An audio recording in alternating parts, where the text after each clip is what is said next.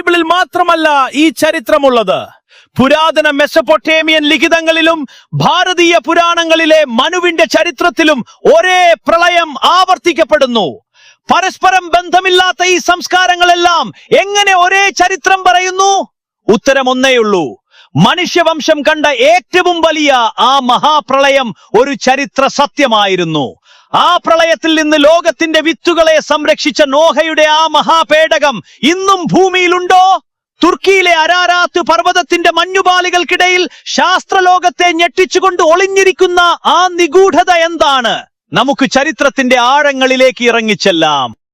പേടകത്തിന്റെ ശാസ്ത്രീയ രഹസ്യങ്ങൾ. ഇതൊരു വെറും കഥയാണെന്ന് തള്ളിക്കളയാൻ വരട്ടെ. 1990കളിൽ ദക്ഷിണ കൊറിയയിലെ കപ്പൽ നിർമ്മാണ വിദഗ്ധർ ബൈബിളിൽ പറയുന്ന അളവുകൾ ഉപയോഗിച്ച് ഒരു പരീക്ഷണം നടത്തി. ആധുനിക കപ്പലുകൾക്ക് വേണ്ട ഹൈഡ്രോഡൈനാമിക് സ്റ്റെബിലിറ്റി കൃത്യമായി ഈ പേടകത്തിനുണ്ടെന്ന് അവർ കണ്ടെത്തി. അതായത് 30 മീറ്റർ ഉയരമുള്ള കൂറ്റൻ തിരമാലകളെപ്പോലും അതിജീവിക്കാൻ ഈ പേടകത്തിന് സാധിക്കും. ഇത് വെറുമൊരു കഥയല്ല, കൃത്യമായ ശാസ്ത്രമാണെന്ന് ഇവിടെ തെളിയുന്നു. പ്രളയത്തിന് ശേഷം പേടകം ഉറച്ചത് അരാരാത്ത് മലനിരകളിലാണ്.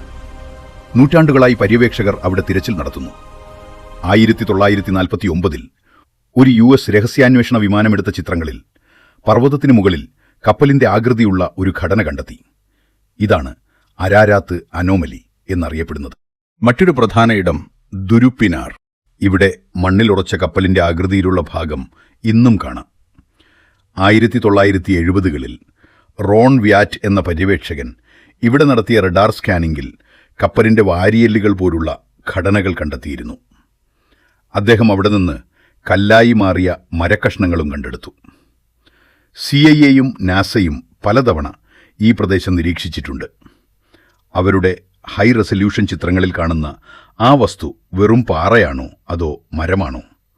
തുർക്കി ഗവൺമെന്റ് ഈ പ്രദേശം മിലിറ്ററി സോണായി പ്രഖ്യാപിച്ചിരിക്കുന്നതിനാൽ പലപ്പോഴും അവിടെ സ്വതന്ത്രമായ ഗവേഷണങ്ങൾ സാധ്യമാകാറില്ല. ബൈബിളിൽ പറയുന്ന അളവുകൾ വെറുമൊരു കണക്കല്ല. 300 മുഴം നീളവും 50 മുഴം വീതിയുമുള്ള ആ പേടകം ഇന്നത്തെ കാലത്തെ ഒരു കൂറ്റൻ ചരക്ക് കപ്പലിന് തുല്യമാണ്. ആധുനിക കപ്പൽ നിർമ്മാണ വിദഗ്ധർ ഈ അളവുകൾ പരിശോധിച്ചപ്പോൾ ഞെട്ടിക്കുന്ന ഒരു സത്യം കണ്ടെത്തി. ഭീമാകാരമായ തിരമാലകളിൽ പോലും അറിയാത്ത ഗോൾഡൻ റേഷ്യോ ആയിരുന്നു ആ പേടകത്തിൻ്റേത്. ലക്ഷക്കണക്കിന് ജീവജാലങ്ങളെയും 8 മനുഷ്യരെയും വഹിച്ചുകൊണ്ട് മാസങ്ങളോളം പ്രളയജലത്തിന് മുകളിൽ അത് എങ്ങനെ അതിജീവിച്ചു എന്നത് ഇന്നും എഞ്ചിനീയർമാരെ അത്ഭുതപ്പെടുത്തുന്നു. ലോകത്തിന്റെ വടക്കേ അറ്റം മുതൽ തെക്കേ അറ്റം വരെയുള്ള വ്യത്യസ്ത സംസ്കാരങ്ങൾ ഒരേ ചരിത്രം ആവർത്തിക്കണമെങ്കിൽ അവിടെ ഒരേയൊരു സത്യമേയുള്ളൂ: ഈ മഹാപ്രളയം നടന്നിട്ടുണ്ട്, ആ പേടകം നിർമ്മിക്കപ്പെട്ടിട്ടുണ്ട്. നോഹയുടെ മഹാപേടകം ഇത് വെറുമൊരു മതഗ്രന്ഥത്തിലെ വഴികളല്ല, മറിച്ച് മാറ്റമില്ലാത്ത ലോക ചരിത്രത്തിന്റെ ശേഷിപ്പാണ്. ആധുനിക ശാസ്ത്രം എത്രയൊക്കെ പുരോഗമിച്ചാലും ആയിരക്കണക്കിന് വർഷങ്ങൾക്ക് മുൻപ് നടന്ന ആ മഹാപ്രളയത്തിന് മുന്നിൽ ഇന്നും ഗവേഷകർ നിശബ്ദരാകുന്നു. ലോകത്തിന്റെ പല ഭാഗങ്ങളിൽ ജീവിച്ചിരുന്ന മനുഷ്യർ വ്യത്യസ്ത ഭാഷകളിൽ ഒരേ ചരിത്രം ആവർത്തിച്ചു പറഞ്ഞു.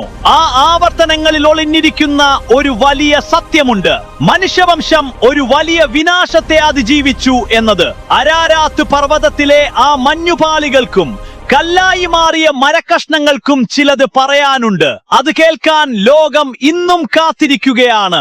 ചരിത്രമെന്നത് തെളിവുകൾ കണ്ടെത്തുന്നത് വരെ വെറുമൊരു കഥ മാത്രമായിരിക്കാം, എന്നാൽ സത്യം എന്നും മറന്നിരിക്കില്ല. എന്നെങ്കിലും ഒരു ദിവസം അരാരാത്ത് പർവ്വതം ആ രഹസ്യം ലോകത്തിന് മുന്നിൽ പൂർണ്ണമായി തുറന്നുകാട്ടും. അന്ന് ലോകം തിരിച്ചറിയും: ഇത് നോഹയുടെ മാത്രം ചരിത്രമല്ല, നമ്മുടെയെല്ലാം നിലനിൽപ്പിന്റെ ചരിത്രമാണെന്ന്. നിങ്ങൾ എന്ത് കരുതുന്നു? ഈ മഹാപേടകം ഇന്നും ആ മഞ്ഞുപാളികൾക്കിടയിലുണ്ടെന്ന് നിങ്ങൾ വിശ്വസിക്കുന്നുണ്ടോ? നിങ്ങളുടെ അഭിപ്രായങ്ങൾ താഴെ കമന്റ് ചെയ്യുക. പുതിയൊരു ചരിത്രവുമായി നമുക്ക് വീണ്ടും കാണാം. നന്ദി.